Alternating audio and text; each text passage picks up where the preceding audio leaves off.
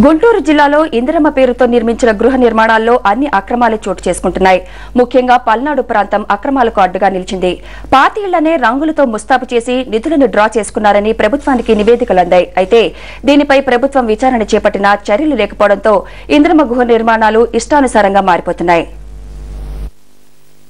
గుంటూరు జిల్లాలో 4 ఏళ్లలో 1,25,000 వరకు గృహ నిర్మాణాలను పూర్తి చేశారు. ప్రభుత్వం దీనికోసం 375 కోట్ల రూపాయలకు పైగా ఖర్చు పెట్టింది. లబ్ధిదారుల వద్ద 3,000 నుంచి 5,000 వరకు గృహ నిర్మాణాధికారులు చేతివాటం ప్రదర్శించారనే ఆరోపణలు ఉన్నాయి. మండలానికి వచ్చిన సిమెంట్ బస్తాలను సైతం అధికారులు అమ్ముకున్నారని, ఈ అక్రమాల్లో దాదాపు 10 కోట్లు స్వాహా చేసినట్లు ప్రభుత్వానికి సమాచారం అందింది. దీనికి సంబంధించిన దాదాపు 20 మంది అధికారులు సస్పెండ్ అయ్యారు.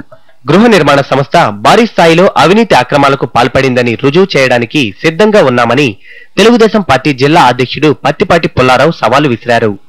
ఇందిరమ్మ గ్రామాల లిస్టు తీసుకుంటే దాంట్లో నిర్మాణం చేసిన ఎన్ని, బినామీ పేర్ల మీద ఎన్ని నిర్మాణం చేశారు, పాత ఇళ్లకు ఎన్ని డబ్బులు ఇచ్చారు, ఒక్క ఇంటికి 4 పేర్లు తీసుకొని ఎన్ని ఇళ్లు కట్టారు. ఈరోజు కాంగ్రెస్ ప్రభుత్వాన్ని మేము ఒకటే సవాల్ చేస్తా ఉన్నాం. ఈ జిల్లాలో గుంటూరు జిల్లాకు సంబంధించి ఏ గ్రామం వెళ్ళినా మేము రుజువు చేయడానికి సిద్ధంగా ఉన్నాం. గృహ నిర్మాణ కార్యక్రమాల్లో జిల్లా అధికారులు భారీ ఎత్తున అవినీతికి పాల్పడుతున్నారు. ఒక గృహం మంజూరైతే దానికి ఇంకో గృహం చేర్చి ఒక గృహానికి సంబంధించిన డబ్బులు స్వాహా చేస్తున్నారు. దీనిపై ప్రభుత్వం వెంటనే స్పందించి నిజమైన లబ్ధిదారులకు లాభం చేకూర్చేలాగా చర్యలు తీసుకోవాలని చెప్పి మేము కోరుకుంటున్నాం. గృహ నిర్మాణ సంస్థలో అక్రమాలు జరిగినట్లు ఆరోపణలు వచ్చాయని, వాటిపై విచారణ జరుపుతున్నట్లు ఆ సంస్థ మేనేజింగ్ డైరెక్టర్ ప్రసాద్ తెలిపారు.